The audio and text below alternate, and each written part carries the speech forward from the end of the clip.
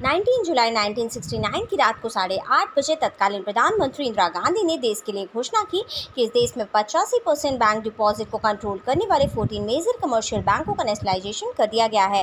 Cabinet के हस्ताक्षर के बाद शाम को इंदिरा गांधी ने रेडियो पर राष्ट्र को संबोधित किया और अपने संबोधन में उन्होंने देश के बैंकों की किस्मत को बदल कर रख दिया। पर आखिर क्यों उन्होंने ये कदम उठाया, क्यों किया गया था उस समय कार्यरत देश के 14 बड़े बैंकों का नेशनलाइजेशन, साथ ही इसका हमारे देश की अर्थव्यवस्था पर क्या प्रभाव पड़ा। हेलो एवरीवन, मैं अख्तर इकबाल आज आपके सामने एक नया वीडियो लेकर उपस्थित। तो अपने आज के वीडियो में हम बात करेंगे कि आखिर क्यों किया गया था देश के 14 बड़े बैंकों का एक साथ नेशनलाइजेशन, और साथ ही जानेंगे कि इसका हमारे देश की अर्थव्यवस्था पर क्या प्रभाव पड़ा। तो चलिए बिना देर के वीडियो को शुरू करते हैं और जानते हैं इस बारे में डिटेल में। 19 जुलाई 1969 की रात को देश के 14 बड़े बैंकों का नेशनलाइजेशन कर दिया गया था।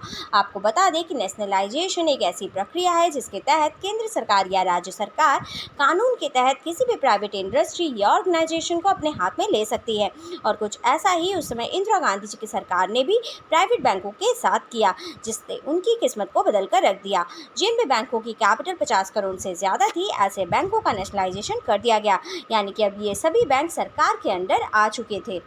अगर बात करें कि आखिर क्यों किया गया था बैंकों का नेशनलाइजेशन, तो उस वक्त के दौर में बैंकों का नेशनलाइजेशन करने के पीछे अपने कई तर्क थे। एक तरफ जहां इसका आर्थिक कारण था, तो दूसरी तरफ आर्थिक कारण से कहीं ज़्यादा इसका राजनीतिक कारण भी था। आज़ादी के बाद भारत की आर्थिक स्थिति बेहद ज़्यादा खराब थी और गरीब लोगों की संख्या बेहद ज़्यादा थी। गाँव और शहर की इकनॉमी में बेहद ज़्यादा डिफरेंस था। सरकार की बहुत ही कोशिशों के बाद भी देश के इकोनॉमिक सेक्टर में सुधार नहीं हो पा रहा था। भारत सरकार के सामने कैपिटल की भी एक बहुत बड़ी समस्या थी, क्योंकि रिसोर्स लिमिटेड थे। वहीं भारत का बैंकिंग सेक्टर आज़ादी के बाद से ही निजी हाथ में, यानी कि प्राइवेट सेक्टर के पास ही था। वहीं सरकार ये महसूस कर रही थी कि ये निजी बैंक सामाजिक विकास की प्रक्रिया में अपना कोई भी योगदान नहीं दे रहे हैं। एक तो भारत के सामाजिक आर्थिक विकास में योगदान देने की इन बैंकों की कोई भी दिलचस्पी नहीं थी, वहीं दूसरी ओर इनका एडमिनिस्ट्रेशन और रेगुलेशन भी बेहद ज़्यादा खराब था।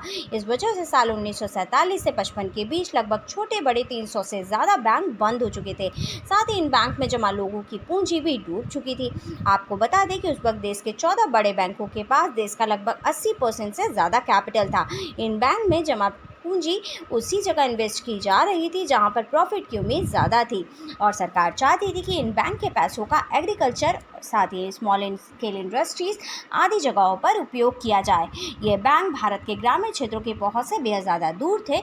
इन बैंक के जरिए कुछ इंडस्ट्रीज ब्लैक मार्केटिंग और जमाखोरी जैसी चीज़ों से भी जुड़ी हुई थी। इस वजह से गरीब और अमीर लोगों के बीच का अंतर बढ़ता ही जा रहा था। बैंक भारत के ग्रामीण लोगों की पहुंच से बेहद ज़्यादा दूर थे। ऐसे में सरकार इन बैंकों को ग्रामीण लोगों से जोड़ना चाहती थी। ऐसे में सरकार जब तक बैंकों को अपने कंट्रोल में ना लेती, तब तक इन बैंक से इकोनॉमिक सुधार में कोई भी काम नहीं करवा सकती थी और ना ही इन बैंकों को ग्रामीण जनता से जोड़ सकती थी। बस इसीलिए भारत सरकार ने उस समय बैंकों का नेशनलाइजेशन कर दिया। वहीं कुछ एक्सपर्ट्स के अनुसार इंदिरा गांधी ने बैंक का नेशनलाइजेशन अपनी गूंगी गुड़िया की छवि को तोड़ने के लिए भी किया था। जिस वक्त बैंकों का नेशनलाइजेशन किया गया था, उस वक्त इंदिरा गांधी की सरकार को आए हुए 3 साल हो चुके थे।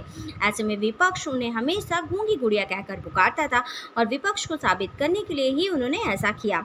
अगर बात करें कि आखिर किस तरीके से बैंकों का नेशनलाइजेशन किया गया, तो 12 जुलाई 1969 को इंदिरा गांधी ने देश के बेंगलुरु अधिवेशन में बैंकों के नेशनलाइजेशन को जरूरी बताया था। लेकिन तब तक किसी को भी ऐसा नहीं लगा था कि वो ऐसा कुछ भी जल्द ही करने वाली हैं।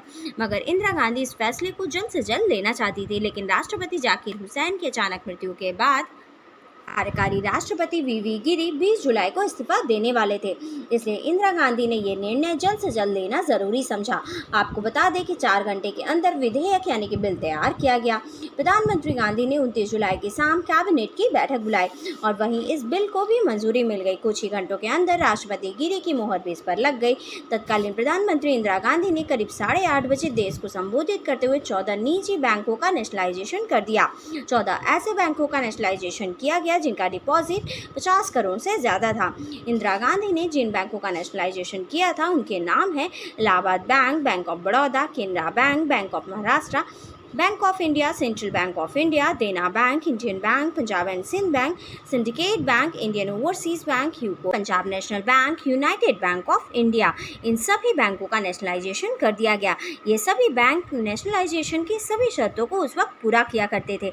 हालांकि नेशनलाइजेशन के फैसले को सुप्रीम कोर्ट में भी चुनौती दी गई थी और कोर्ट ने सरकार के फैसले पर रोक भी लगा दी थी, मगर इंदिरा गांधी ने 4 दिन बाद ही नया अध्यादेश लाकर सुप्रीम कोर्ट के फैसले को भी निष्प्रभाव साबित कर दिया गया।